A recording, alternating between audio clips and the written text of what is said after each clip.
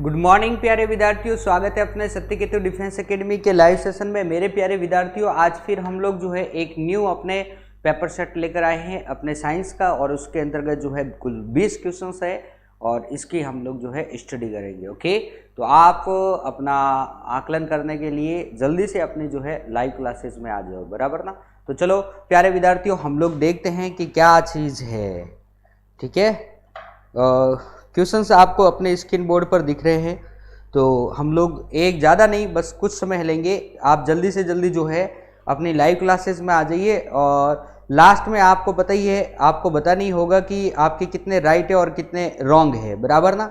और ये हमारा क्या है, पहला क्वेश्चन है। तो MS चौधरी, शिवपाल, शिवम कुमार, मूलाराम, कुंदन सिंह, जय हिंद।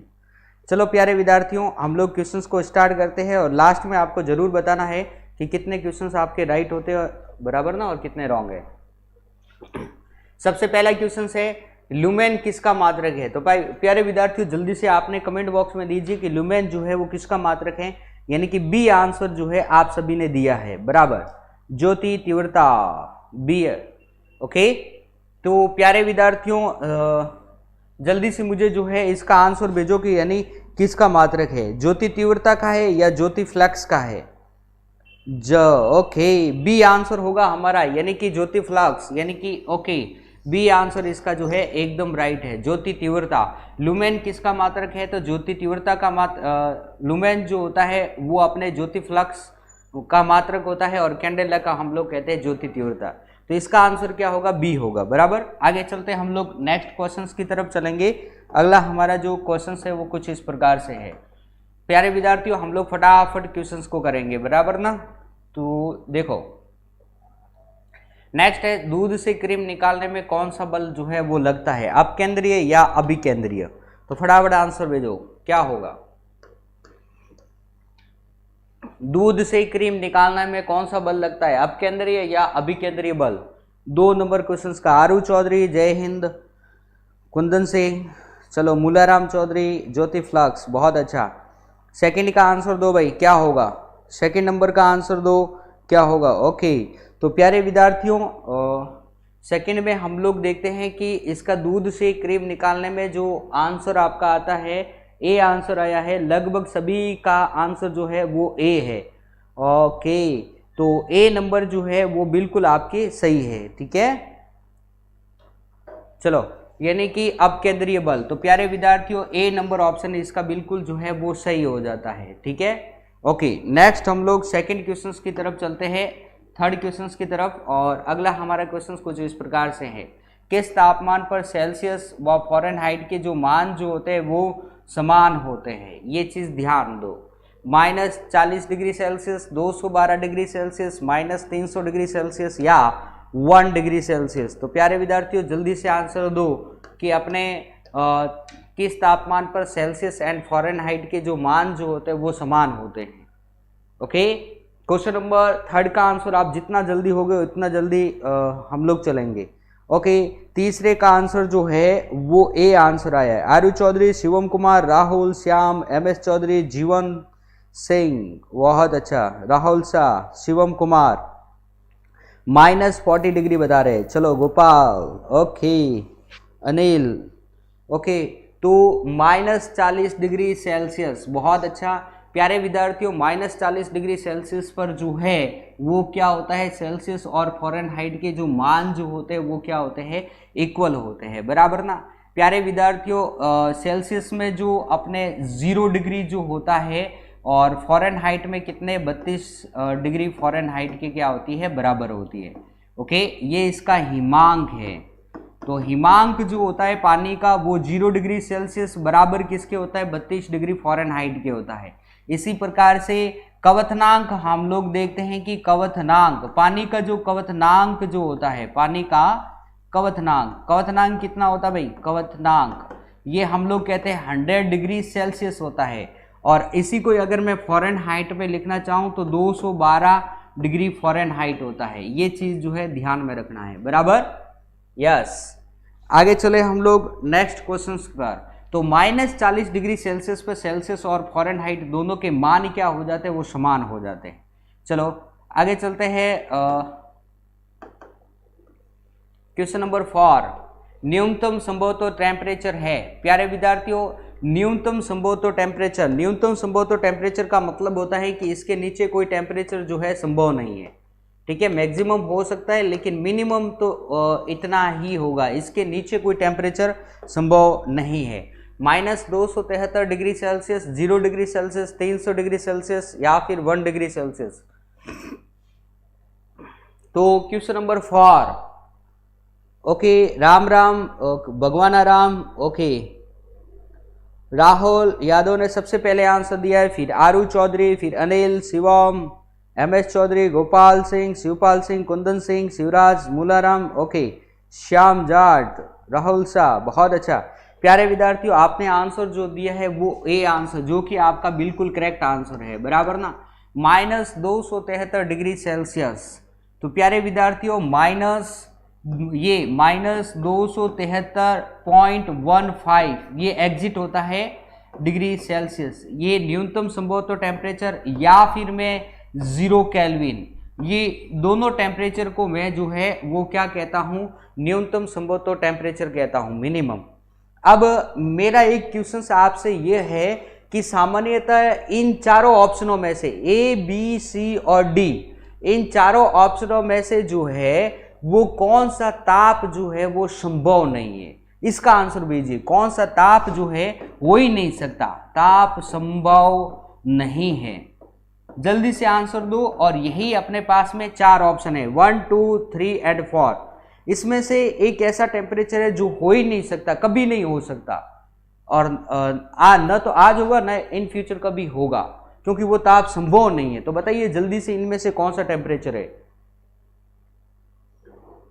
सर आप तो हमको भूल ही गए। अरे नहीं भूला कुंदन सिंह, MS चौधरी चौटन माइनस, मूलाराम -300 डिग्री, बहुत अच्छा, सी, वेरी गुड, सी होगा, -300 डिग्री सेल्सियस, वेरी गुड। प्यारे विद्यार्थियों, -300 डिग्री सेल्सियस जो है वो संभव नहीं है टेम्परेचर, आई बात समझ में ना, क्योंकि मिनिमम जो है -273 डिग्री ही हो सकता है, इसके नीचे नहीं हो सकता। अगर मैं ये कहूं कि -2 केल्विन, ये होता ही नहीं है, क्योंकि 0 केल्विन ही होता है जिसे हम लोग न्यूनतम संभवतः तापमान कहते हैं, इससे नीचे नहीं होता है। और आई बात समझ, मतलब कि न्यूनतम इतना ही होगा, इससे नीचे नहीं हो सकता। अब मैक्सिमम कितना ही हो सकता है, 8000, 10000, 12000, कितना, 12000 डिग्री सेल्सियस अपने सूर्य का मैं कहूं तो कितना भी हम लोग कह सकते हो सकता है, बराबर। ओके, तो मैक्सिमम कितना ही हो सकता है, लेकिन मिनिमम जो होता है, न्यूनतम जो होता है वो इतना होगा। इन दोनों में से ध्यान में रखना है, बराबर। चलो भाई आगे चलते हैं, हम लोग नेक्स्ट अपने क्वेश्चंस की तरफ चलते हैं। और अगला हमारा क्वेश्चन है इस प्रकार से, एक स्वस्थ मनुष्य के शरीर का टेम्परेचर होता है, जल्दी से, 37 degree Celsius, 37 degree Fahrenheit, 98.4 degree Celsius, 98.4 kelvin. तो जल्दी से आंसर दीजिए, मनुष्य के शरीर का टेम्परेचर जो है वो कितना होता है। क्वेश्चन नंबर 5 का आंसर भेजो अनिल, ओके, जल्दी से आंसर दो क्वेश्चन नंबर 5 का। शिवम कुमार ने सबसे पहले आंसर दिया है ए, फिर उसके बाद अनिल, फिर आरू चौधरी, ओके, श्याम, लोकू, मूलाराम, गोपाल, शिवपाल सिंह, AR जानी, शिवराज सिंह, रवि, ओके, MS चौधरी, राहुल शाह, बहुत अच्छा, कुंदन सिंह, शिवपाल सिंह, भाटी टप्पू, बहुत अच्छा, शाबाश। यानी कि कुल मिलाकर के सभी का आंसर जो है बिल्कुल अच्छा आ रहा है, 37 degree Celsius, very good. Mularam Chaudhary, हाँ जी। तो मेरे प्यारे विद्यार्थियों, 37 डिग्री सेल्सियस इसका क्या होगा, शरीर का टेम्परेचर। एक बात ध्यान में रखनी है, हमारे शरीर का टेम्परेचर 36.9 या फिर मैं कहता हूँ 37 डिग्री सेल्सियस, ओके, या अपने पास में कौन सा होता है, 98.6 फ़ारेनहाइट होता है, या फिर मैं ये कहता हूँ 310 केल्विन होता है। तो ये तीनों ही मान ध्यान में रखना, और ये तीनों मान आपस में बराबर है, ओके। 37 डिग्री सेल्सियस जो होता है वो 98.6 के बराबर होता है, 98.6 जो है 310 केल्विन के बराबर होता है, तीनों ही बराबर है। और फ़ारेनहाइट, केल्विन और सेल्सियस में ये टेम्परेचर होते हैं, राइट। ओके, आगे चलते हैं, नेक्स्ट क्वेश्चंस की तरफ चलेंगे। अगला हमारा क्वेश्चन जो है क्वेश्चन नंबर 6, ये है ठोस कपूर से कपूर वाष्प बनाने की क्रिया को कहते हैं, क्या कहते हैं? जल्दी से आंसर दो। वाष्पीकरण, हिमीकरण, विगलन या फिर ऊर्ध्वपातन? ठोस कपूर से कपूर वाष्प बनने की क्रिया क्या कहलाएगी? क्वेश्चन नंबर 6 का आंसर दो जल्दी से। 6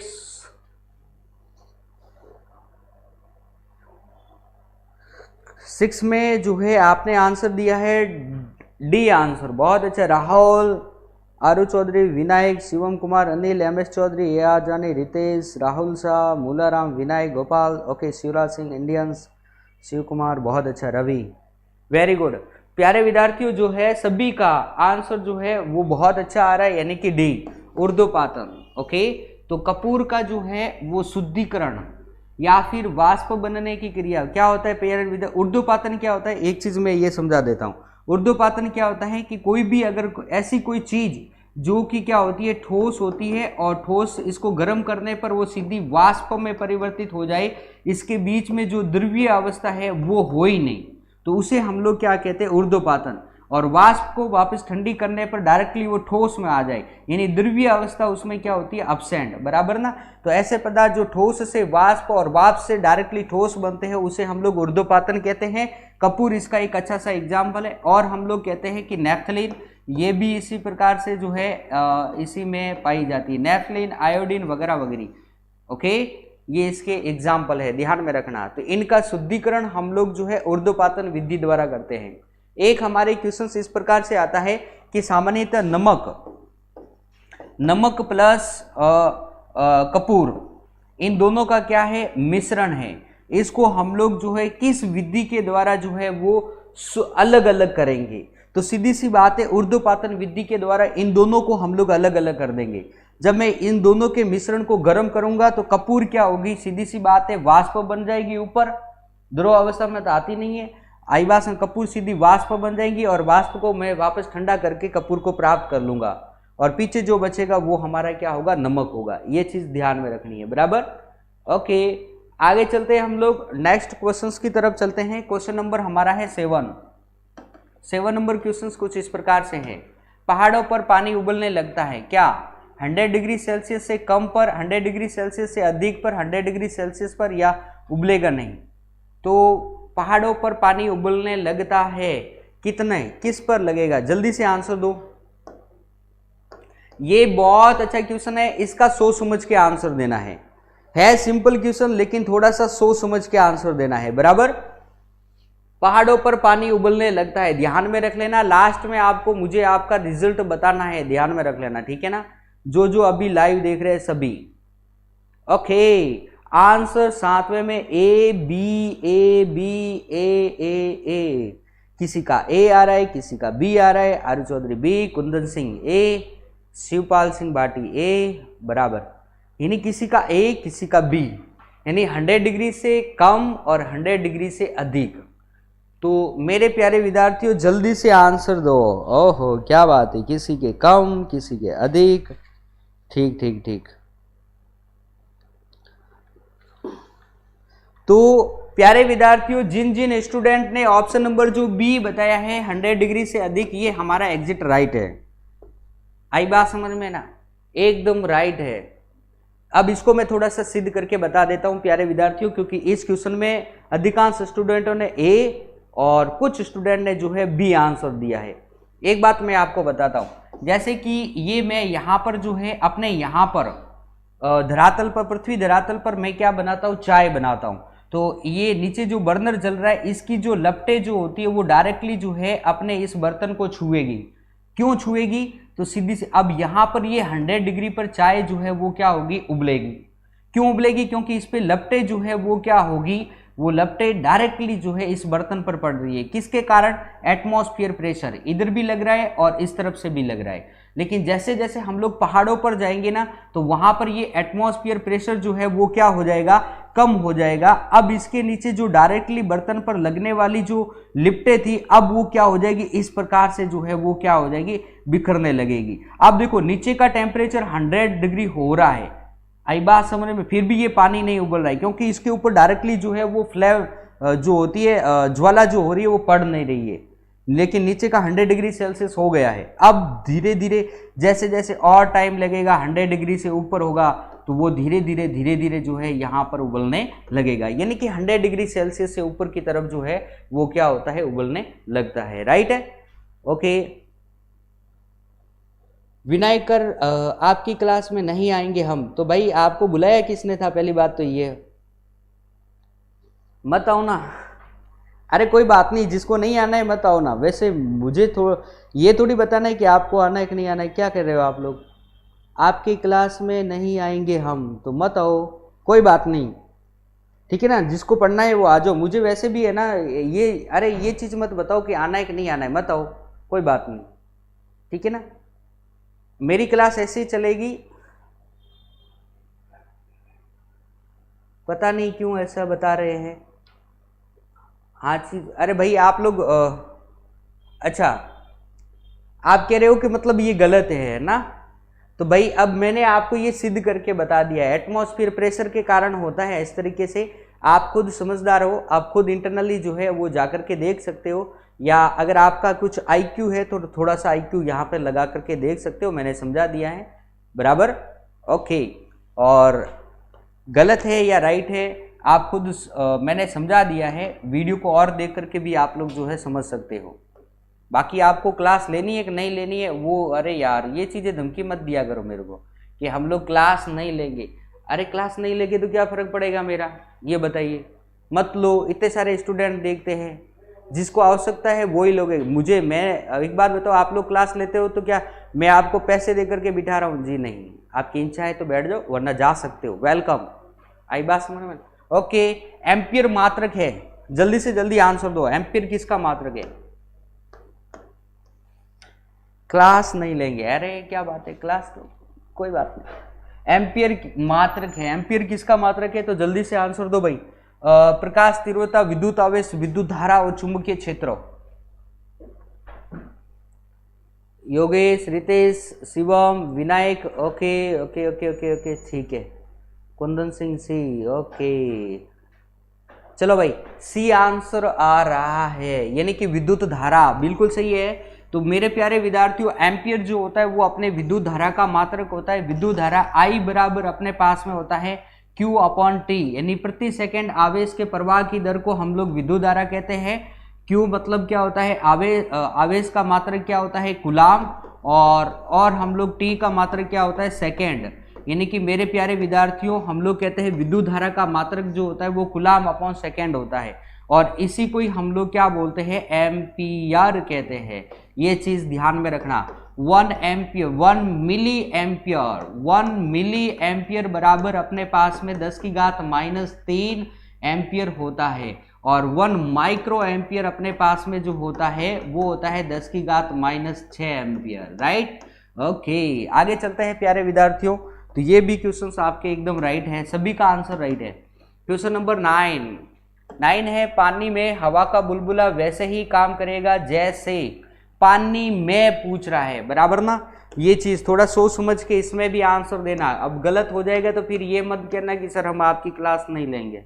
तो भाई सोच समझ के आंसर देना है कि पानी में मतलब कि ये वाटर है, वाटर में हवा में बना हुआ बुलबुला, और एक हमारे बनता है किनारे पर बना हुआ बुलबुला। तो जल्दी से इसका आंसर दो, क्या होगा? किस लेंस की बाती पानी में हवा का बुलबुला वैसे ही काम करेगा जैसे, उत्तल लेंस या अवतल लेंस? ये दो ऑप्शन मैं दे देता हूं, ठीक है, जल्दी से। 9th में क्या होगा, सी। ओके, भाई लेंस की बात कर रहा हूं, ठीक है ना। आरू चौधरी ने जो है वो आंसर दिया है, अच्छा बी आंसर आ रहा है, चलो ठीक है भाई। 9 में बी, जिन जिन स्टूडेंट ने बी आंसर दिया है उन सभी का राइट आंसर है उत्तल लेंस, बराबर ना। तो प्यारे विद्यार्थियों, पानी के मध्य में हवा में बनी हुई बूंद जो होती है वो हमेशा ही उत्तल लेंस की भांति व्यवहार करती है, बराबर। और यहाँ पर पानी के किनारे पर बनी हुई जो बूंद जो होती है वो हमेशा अवतल लेंस की भांति व्यवहार करती है, राइट है ना। चलो भाई आगे चलते हैं, हम लोग नेक्स्ट क्वेश्चंस की तरफ चलते हैं। अगला हमारा क्वेश्चंस कुछ इस प्रकार से हैं। क्वेश्चन नंबर 10, प्रकाश की चाल सर्वाधिक होती है, प्रकाश की चाल सबसे अधिक किसमें होती है? तो जल्दी से आंसर दो। निर्वात, वायु, द्रव और ठोस, किसमें होती है प्रकाश की चाल सर्वाधिक? निर्वात में होती है, वायु में होती है, द्रव में होती है, ठोस में होती है? जल्दी से आंसर दो। A R Chaudhary, Rahul, Devraj Pilot, okay, Mularam,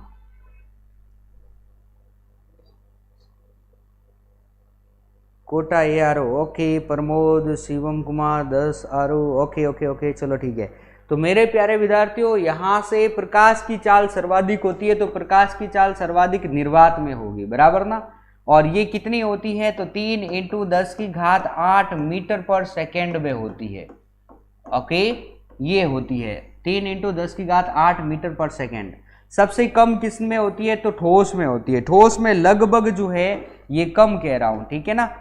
यहां से ये इसको मैं हटा देता हूं, इस प्रकार से कम। और कितनी होती है? तो 1.96 × 10⁸ मीटर पर सेकेंड होती है ये चीज, यानी कि चट्टान। आई बात समझ में ना? 1.96 × 10⁸ मीटर पर सेकेंड होती है, ये चीज ध्यान में रखना है। ठोस में सबसे कम, निर्वात में सबसे अधिक होती है। और ये जो चाल जो मैंने बताई है वायु में बताई है 3 × 10⁸ मीटर पर सेकेंड, बराबर। ओके, आगे चलते हैं प्यारे विद्यार्थियों। नेक्स्ट हम लोग क्वेश्चन नंबर 11, सूर्य के प्रकाश में 7 रंग होते हैं, इसके बारे में सर्वप्रथम जानकारी दी। किसने जानकारी दी? तो जल्दी से आंसर दो। सूर्य के प्रकाश में 7 कलर्ड होते हैं, इसके बारे में सबसे पहले जानकारी जो है वो किसने दी थी? जल्दी से आंसर दो भाई। ओके, तो सूर्य के प्रकाश में जो है 7 रंग होते हैं, इसके बारे में सर्वप्रथम जानकारी जो है सर आइजक न्यूटन ने दी थी, बराबर ना? तो ऑप्शन ए हमारा क्या हो जाता है? राइट। जिसने भी ए आंसर दिया है बिल्कुल सही है, बराबर ना? Very good. आगे चलते हैं प्यारे विद्यार्थियों नेक्स्ट क्वेश्चंस की तरफ। और अगला हमारा क्वेश्चंस कुछ इस प्रकार से है, 12 नंबर। सूर्य के प्रकाश में रंगों का क्रम कौन सा है? तो सूर्य के प्रकाश में जो रंगों का जो क्रम होता है वो सामान्यतः कौन सा होता है? जल्दी से क्वेश्चन नंबर 12 का आंसर दे दीजिए भाई। बिल्कुल, जिन जिन स्टूडेंट ने VIBGYOR ये आंसर दिया है बिल्कुल सही है, ठीक है ना? विबग्योर, VIBGYOR बनी की 12th में जो आंसर अपना राइट है वो कौन सा होगा? ए आंसर राइट है। वेरी गुड, शाबाश। तो जिन जिन्होंने ए आंसर दिया है बिल्कुल सही आंसर है। ओके, तो नेक्स्ट क्वेश्चन की तरफ चलते हैं। क्वेश्चन नंबर 13 नंबर क्वेश्चन हमारा कुछ इस प्रकार से है। देखो, अदिश राशि है, तो प्यारे विद्यार्थियों कौन कौन सी अदिश राशि है? जल्दी से आंसर दो। ओके, जल्दी से आंसर भेजो भाई। अदिश राशि कौन सी है? ठीक है ना मेरे प्यारे विद्यार्थियों?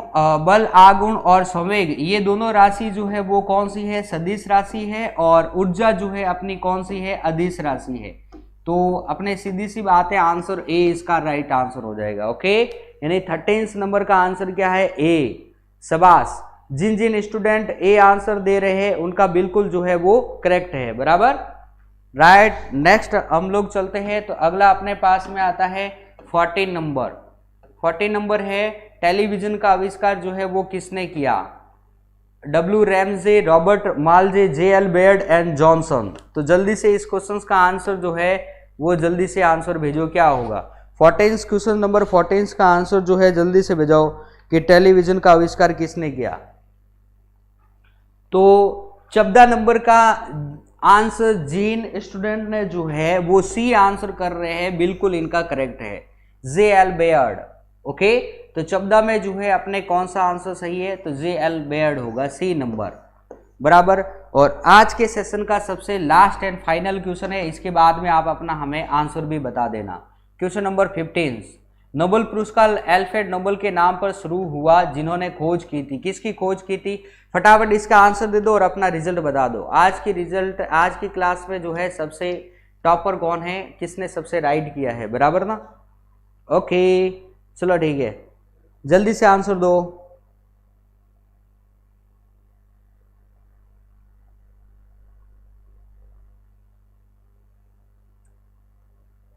उक्रेन जाना वो है भाई, यूक्रेन जाना है।